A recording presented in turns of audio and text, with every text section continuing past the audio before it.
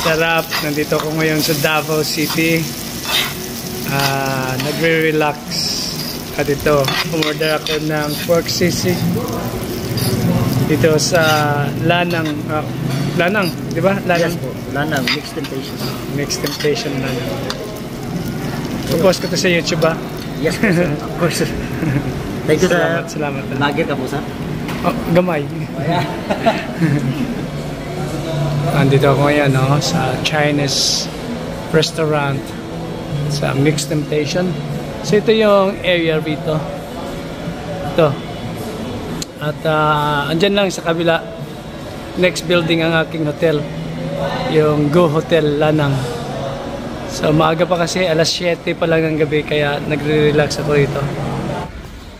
Nag-relax ako doon sa bar, kumain ng sisig at nanood ng acoustic. Tapos na mga 1 hour 30 minutes lang ang spend ko doon. So ngayon ay magpapamassage ako. Time check, it's 9:30 in the evening. Pero dito sa Go Hotels Lanang, yung kanilang massage clinic ay open pa. So pamassage tayo ng 1 hour bago matulog para talagang relax si Japit Boy. Okay. Ba? Kailangan dahil susulitin natin tong bakasyon natin. Andito yung massage nila, oh. Massage. Yan. Ito po yung sa spa, sir. Yes. Ito ba yung sa rooms design? Ito po yung sa spa. Ito po yung sa room. Alright. Saan ako dyan? Ito po. Spa. Yes po. Ito ako. Gawin ko ng 2 hours. Ito ba yan? Tama ba yan? Yes po, sir. The 2 hours po is 900 po. Kung ba yan? Yung may lakas. Gusto ko yung may lakas eh. Gusto niyo po may stretching, sir? Hindi, ayaw ko ng stretching. Gusto ko yung diin yung sa likod ko kasi masakit. Pwede po. You can ask the therapist po na pwede. Sige. Yan. So ito diba? Affordable yung price. Kaya magre-relax tayo. Sulitin natin yung bakasyon. Yan. Yan. Ito na. So, pa-relax tayo ngayon. Habang ko bakit. Anong purpose nito? Maligam-gam yung tubig. Talagang relaxing dito. Dinig niyo yung music. Nakaka-relax. Relax time. Massage. Welcome to Davao City. It's 7 o'clock in the morning. Kagigising ko lang. Time for breakfast. Magbe-breakfast muna ako sa baba.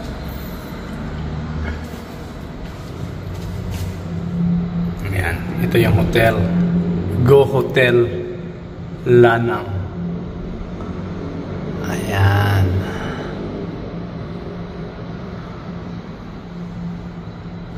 Dala-dala ko tong bag ko kasi dito yung passport ko. Hindi ko maiwan-iwan sa kwarto. Gawa ng yung safety deposit box sira. So, dalhin ko na lang para siguradong safety. Bahala ng ibang gamit. Basta importante yung passport, di ba? So, it's breakfast time. Baba tayo para mag-almusal. Hindi ako ganung kaaga mag-almusal. Pero dahil sa kasali yung almusal dito, so, sayang naman pag hindi ko kukunin. Kaya, almusal tayo.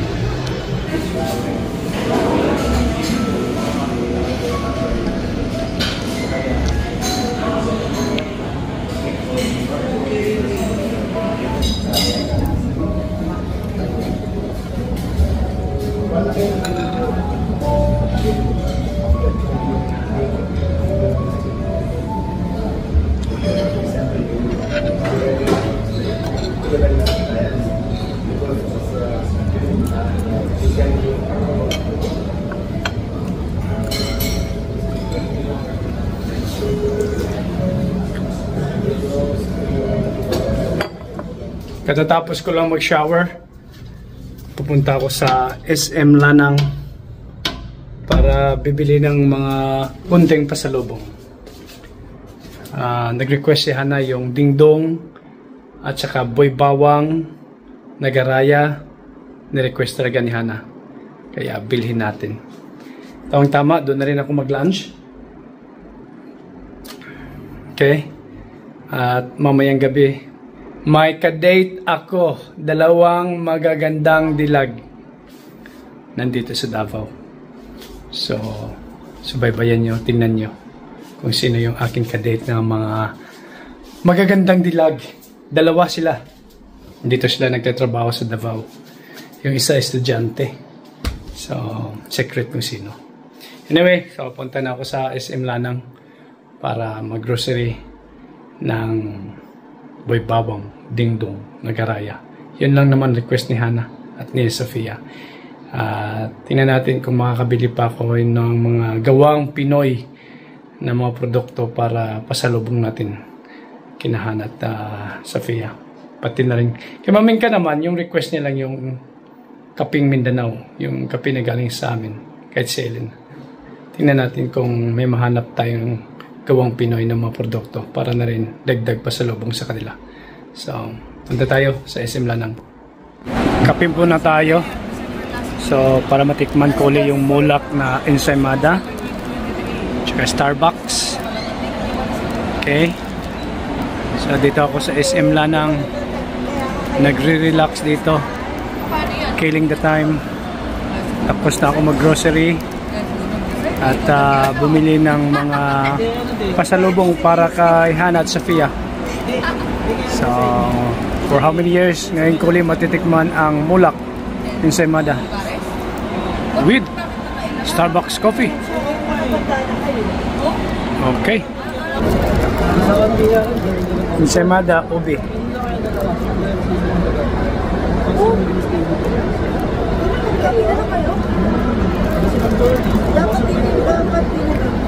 Super lambot, super sarap.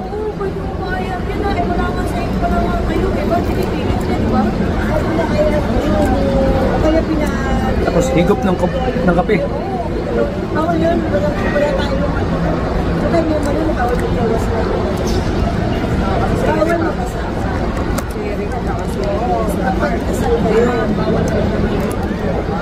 Relax time. Sinusulit ang bakasyon.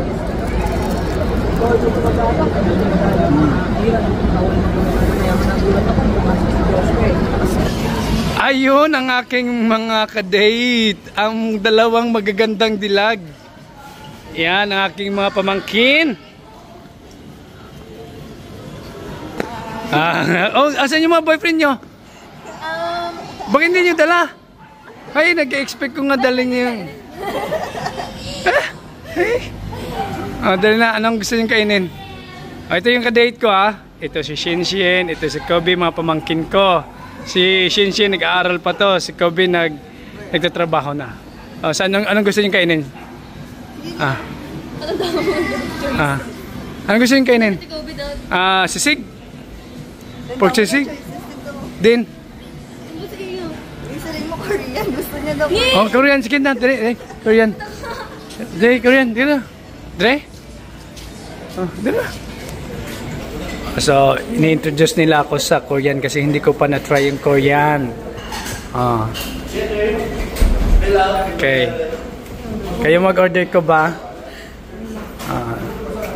Itong mga batang ito sanay ito sa mga pagkain ganito ako magki-ride on kung anong gusto nila. Ikaw, gusto ko may present dito? Sige, enjoy, whatever. Pili na kayo. Ito may boyfriend to. Ito may boyfriend. Nagtatanong kung may boyfriend mo lang.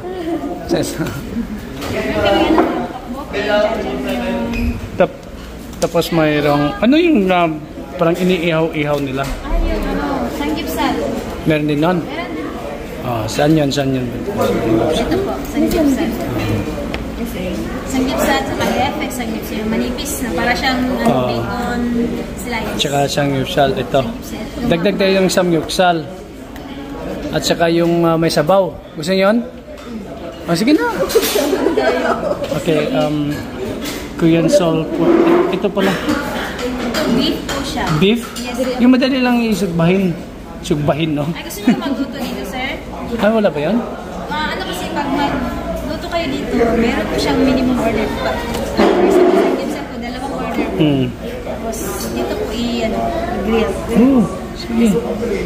Sa malakas kumain mga to. Sa kitchen na po, pwede sa kitchen na po. Luto na po pag-serve. Isa po yung isa. Okay. Isang order, kitchen na po. Sige. Hindi sila muna ang upa-orderin ko para kasi alam nilang umorder nito. Parang nalilito ako sa mga Korean. Hindi ko pa na-try yung Korean ko. Nagkashin. Ano yun? Yes, na bulugigi. Bestseller namin yan. Gamjatang at saka kimchi mandu. Wala siyang kimchi jjigae na... Sige, once and for all. Sige, malaki. Okay. Gusto niyo yung spicy?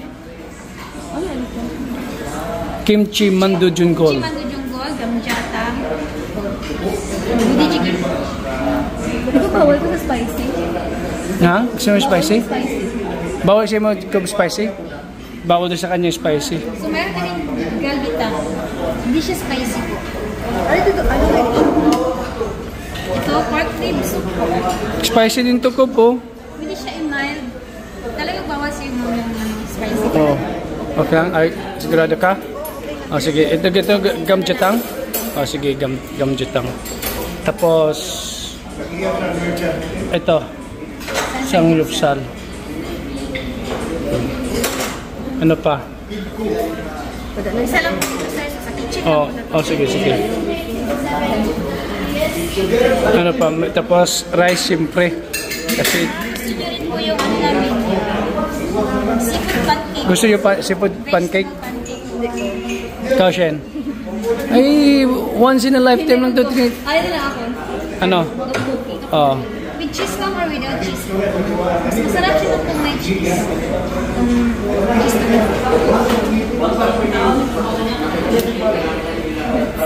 So, pinayaan ko sila kasi sabi ko, bukas alis na ako. Kaya ito yung dalawa na hindi ko na isama sa despedida party. Kaya hinahabol ko yung despedida party ko sa kanilang dalawa. Kasi nandito sila sa Davao. Ito daw yung Korean. Never in my life na nakatikim ako ng Korean food. Itong first time. So magluluto ata rito, di ba? Yan, silang expert. Kaya pag gusto natin. Yan. Kayang-kaya nilang ubusin to. Meron pang sabaw mamaya. Hindi ko nga maalala kung anong mga pangalan ng in-order. Basta Korean food, okay na daw. Ayun. Ito. Ano to? Fried rice ba? Rice. Talagang Korean na Korean yung dating Ayan. Ano? Ayun. Mukhang may babaunin kayo mamaya. Anong tawag dito? Yun.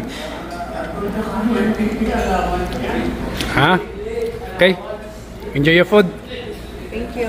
Okay, para sa inyo to. Kasi hindi kayo nakasama doon sa nung Thursday night. Thursday night ba yun? Or no, Friday night? Saturday night. No? Saturday night.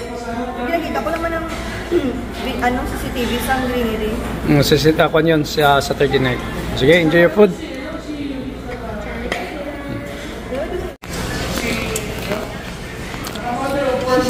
The Japheth boy. Anyan sa'yo. Manganta yun. Ay, kasapkan pa yun. Yun. Okay. Shin. Pero Shin.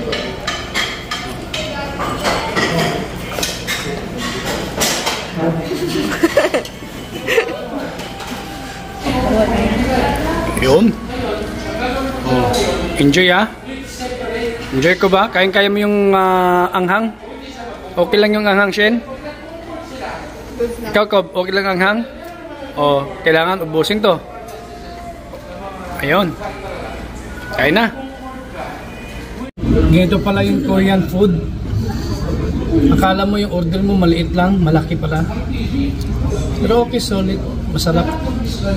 Kaya subukan natin paminsan-minsan yung ganitong pagkain. Korean food. Hindi ko ma-pronounce yung mga pangalan ng pagkain.